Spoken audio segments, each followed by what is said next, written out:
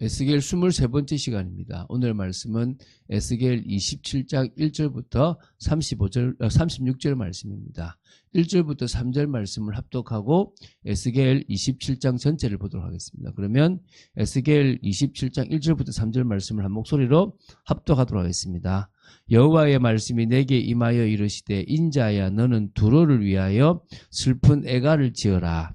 너는 두로를 향하여 이르기를 바다 어귀에 거주하면서 여러 섬 백성과 거래하는 자여 주 여호와께서 이같이 말씀하시되 두로야 내가 말하기를 나는 온전히 아름답다 하였도다.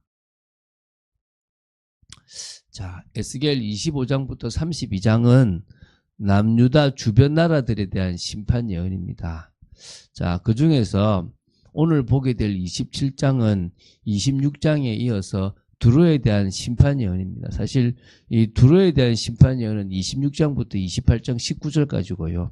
그 뒤가 이제 시돈에 관한 그런 예언으로 보시면 됩니다. 특히 이 27장은요. 애가 형식으로 두로에 대한 심판을 선언하는 내용입니다. 어떤 의미에서는 하나님께서 이 두로에 대해서 이번에 좀 구체적이고 사실적인 예언을 많이 하고 계시거든요. 두 문단으로 이렇게 나눠 볼 건데 애가라는 것은 사람이 죽었을 때 지어 부르는 노래입니다. 그러므로 에스겔이 두로를 위하여 애가를 지어 불렀다는 것은 두로가 이미 멸망한 것으로 볼 수도 있습니다. 그러나 에스겔이 이 애가를 지어 부른 때는 예루살렘이 함락된 직후이기 때문에 두로가 멸망하기까지 한 10년 이상의 기간이 남아 있었다고 보시면 됩니다. 그래서 사실적으로 현실적으로 본다면 에스겔이 이 두로를 향한 이 애가를 지어 부르는 것이 현실적으로 적절치 않습니다. 그러나 왜 적절하냐? 이미 망할 것에 대한 부분을 분명히 증가하기 위한 부분도 있는 거죠. 하나님은 이렇게 미리 말씀하십니다. 저와 여러분이 하나님의 음성을 듣는, 하나님의 말씀을 듣는 귀와 눈과 마음이 있어야 될 줄로 믿습니다. 자, 일단 메시지 보겠습니다. 27장 1절부터 25절을 먼저 보겠습니다. 이 두로라는 나라의 번영과 영화에 대한 묘사가 이렇게 이제 나옵니다. 그러니까 어떤 나라였냐? 참 화려한 나라였고 손대지 않은 게 없는 나라였다는 거예요. 그 정도로 뭐요? 하나님이 복을 주셨다는 거예요. 근데 뭡니까? 교만해 버렸다는 거예요. 그걸 지금 이제 교만했다 보니까 묘사를 하고 있어요. 이렇게 복 받았다고. 여러분, 사실은 왜 자꾸 육신적인 걸 두려워해야 되냐 그러면 어느 순간에 내가 한 것처럼 생각하고 교만해 버린다니까요. 제가 한 교만을 했다니까요. 저도. 하나님 주신 건데 내가 잘한 거라 생각을 하고 은근히 봐봐 나 이거 했다. 야, 이거 하면 어때? 자랑하는 거예요. 나 잘하지. 이런 거 듣고 싶어. 나 된다. 이런 거 있지 않습니까? 그래서 어찌 보면 우리가 그릇이 안 되면 하나님이 부어주시는 게 문제가 될 수 있어요. 대부분의 나라들이 그래요. 우리 대한민국도 하나님이 사실은 은혜를 주신 나라인데 벌써 뭐합니까? 교만해가지고 무너져가고. 그러니까 왜 하나님이 하셔서 우리가 잘해서 그렇지. 우리가 민주주의 만들었고 우리가 이만큼 번영했지. 기적입니다. 기적이고요. 근데 그 기적을 모르고 있다니까요. 이렇게 얘기하면 또 막 욕할 거라니까요. 욕해도 어쩔 수 없어요. 사실이니까. 될 수 없는 나라가 되어졌다니까요. 그것에 하나님의 은혜를 주신 게 있다니까요. 그거는 우리가 깨달아야 되는 거예요. 좌판이 우판이 그런 이야기하고 상관없다니까요. 그건 뭐 중요합니까? 지금 하나님이 얼마만큼 우리에게 부어주시는지는 우리가 지금 사실 놀랄 수밖에 없지 않습니까? 그렇죠? 어쨌든 자 넘어가겠습니다. 자 1절부터 3절을 먼저 보면요. 두로를 향한 애가를 시작하는 부분입니다. 에스겔을 향하여 두로를 위한 애가를 선포할 것을 명하셨고요. 멸망을 초래하는 원인 곧 애가를 지어야 될 원인이 번영과 영화를 구가하고 있는 두로의 교만입니다. 나는 온전히 아름답다. 이 교만이에요. 나는 온전히 아름답다라고 생각한다니까요. 4절부터 11절입니다. 두로가 누리고 있는 번영과 영화를 좀 표현했어요. 해양도시 국가 두로를 상징하는 대선박의 위용을 좀 열거했어요. 그래서 4절에 보면 내 땅이 바다 가운데에 있으며 바다 가운데 땅이 있을 만큼 그러니까 바다를 누볐다 이 말인 겁니다. 너를 지은 자가 내 아름다움을 온전하게 하였도다.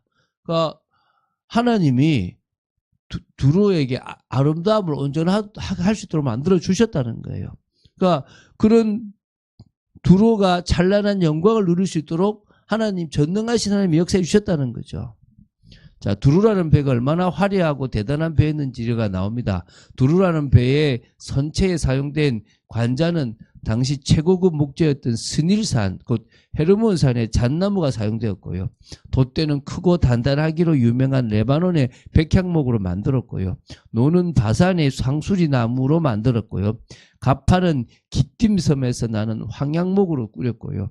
그리고 돛은 애굽산 가는 모시로 만들었고요. 그리고 뭡니까? 차일은 엘리사 섬에서 나는 푸른색과 자주색을 배로 만들었다. 너무나 화려한 그런 당대 최고라고 말하는 재료들을 가지고 이 배를 만들었다는 겁니다. 그러니까 한마디로 럭셔리한 배라는 거예요. 아주 프리미엄 배라는 거죠. 두루의 배는 당대 최고의 배였다는 거예요. 그게 영광을 드러내고 있다는 거예요. 얼마나 우리가 이처럼 화려한 인생을 산다, 아름답다라고 얘기하는 거예요. 자, 이제 10절, 11절입니다. 그래서 바사와 룻과 북과 아르와 사람들이 두로의 군대가 되었다고 할 정도로요. 그러니까 주위에 이 지금 페르시아나 이 여러 이 모든 나라들이요, 이 두로의 용병으로 와가지고 일을 했다는 거예요. 그럼 이 대단한 거잖아요. 이 정도로 화려했던 나라가 그냥 망해버린 거예요. 아예 유적지도 없을 만큼 그냥 어부들이 그물 말리는 곳으로 바뀌었다는 거예요. 신이 끝난 거잖아요. 자, 12절부터 25절입니다. 어떤 내용입니까? 두로의 번영과 영화의 원천이었던 두로의 해상무역에 대해서 좀 자세히 얘기했어요. 두로는요, 약 25개 나라를 상대로 약 40여 가지의 물품을 무역했다고 해요. 말하자면 두로라는 나라는 사람들의 생활과 관련된 물품은 거의 대부분 무역했다라고 그래요. 그러니까 사람도 그 중에 사람도 포함되어 있는 거예요. 당시 이제 노예 무역이 있었다는 거죠. 그러니까 두로가 물질적 이윤을 위해서 사람까지 사고 파는 사악한 일도 했다 이거죠. 이게 하나님의 진노를 살 수밖에 없죠. 두로는요, 지중해 상에 위치한 작은 섬나라입니다. 그럼에도 불구하고 두로는 지정학적 이점과 자신들의 노력으로 당대 최고의 번영과 영화를 누리고 주변 나라들의 다양한 방면에서 막강한 영향력을 행사했습니다. 그래서 두로 왕은 내가 하나님의 자리고 바다 가운데에 앉았다라고 말하기까지 했다고 합니다. 그러니까 두로는요, 이 번영과 이 영화를 누리고 이익을 얻기 위해서라면 수단 방법도 가리지 않았고 또 이 재물을 지나치게 의지했기 때문에 교만해진 겁니다. 우리가 잘났다라고 생각한 거죠. 하나님의 심판을 받을 수밖에 없었다라고 보시면 됩니다. 결국 그 좋은 물질을 하나님 주셨잖아요. 자기들이 노력한 것처럼 보이지만 하나님이 그 기회를 주신 거거든요.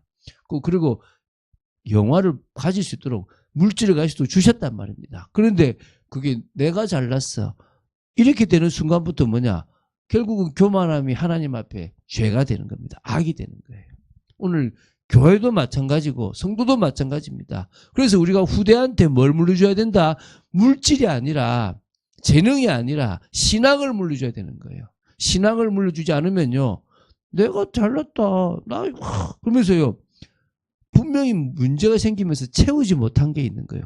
그 채우지 못한 걸 자꾸 채우려고 몸부림을 치는 거예요. 아무것도 아닌 건데 가지고 있는데 더 가지려고 하는 거예요. 더. 이게 얼마나 안타깝습니까? 이 성도도 마찬가지라니까요. 특히 신앙의 2세대나 물질을 좀 물려받은 집안일수록 그럴 수 있다니까요. 자, 27장 이제 26절부터 36절입니다. 거대한 상선으로 상징되는 두로가 침몰했고요. 두로와 무역하던 자들이 애통하고 애가를 부를 것이라는 예언입니다. 26절부터 28절입니다. 두로를 상징하는 이 대상선이, 큰 배가 바다 한가운데서 동풍을 만나 파선함으로 그 배에 있는 물품과 모든 사람들이 바닷속에 침몰하게 될 것이라는 겁니다. 그래서 바다 한가운데란 대상선에 비유된 두로가 해상 국가라는 점을 염두에 둔 표현이고요.